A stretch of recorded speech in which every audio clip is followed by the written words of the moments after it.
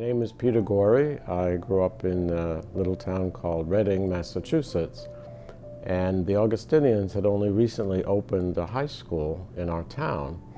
And I can remember my father taking us on one of those Sunday rides and driving by the building site and saying to me in the back seat, apropos of nothing at all, "I think this is where you'll probably go to high school." And turned out that's where I went. And so the very first Augustinian I met was, at that time, Brother John Sheridan. He was the registrar of the school, so naturally that's the first person I met. And it was a very happy occasion. It was a very warm and welcoming reception that I received, and it just got better and better day after day, year after year, while I was there in high school. Graduated from high school in 1970, so starting in 1966, and in those days, I can call it that, in those days, it was more typical that somebody would be considering what they would do for a career or a vocation as they were finishing up high school. So it was probably my junior year of high school, and I had thought that I had never met religious order priests before. I was familiar with diocesan priests from my own parish, and I didn't feel any real connection with that, but this community life experience really spoke to me. So about my junior year in high school, I had my conference with my guidance director, who happened to be one of the Augustinian friars, and he mentioned it to me. He said, "Are you thinking about maybe you might have a vocation?" And I thought, well, actually, I am kind of thinking about that. And he said, "Well, that's good.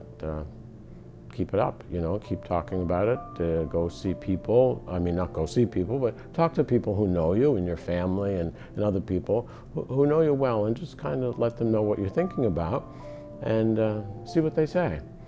And you might be surprised at the kind of input, the kind of feedback that you get. And of course, keep praying about it."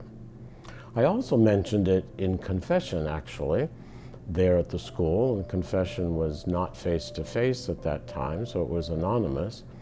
And as I look back on that, I have a feeling that the priest I went to confession to was, I'm not sure of this, but he was one of the priests that I had for language class, foreign language class. So in all likelihood, he recognized my voice, but that's neither here nor there.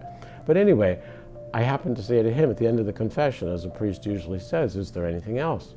And I said, "Well, yes, I'm thinking I might want to become a priest." And he said, "Oh, really? Why?" Now, I wasn't exactly ready for that direct an answer. I thought for sure he would say something like, "Oh, that's great." He didn't. He wasn't discouraging, but he was guiding. And I said, very honestly and very simply, "I think I'd like to spend my life helping people." And he said, "That's a very good response." He said, "That's a very good answer. Now, there's lots of ways you can do that. And if it's meant for you to be a priest, that will probably happen if you keep praying about it." And so that's what I did. And all of the sort of indicators started to get clearer and clearer, and so I applied to the Augustinians. The most joyful aspect of the Augustinian charism is community life. It's living, the way we say it in the words of St. Augustine, are striving to be of one mind and one heart, intent upon God. And that's beautifully said. It's even easy to say, and it's a joyful thing to strive for and to live. The loving and caring and prayerful support, the easygoing relationships that we have with one another, it's noticeable sometimes more to people outside of the community. They see it in us even more than we do, who see it close up. And that's a really beautiful thing, and it's an affirming thing. But that's what attracted me to the Augustinians first, when I saw this in the community that was there at the high school, and it still does.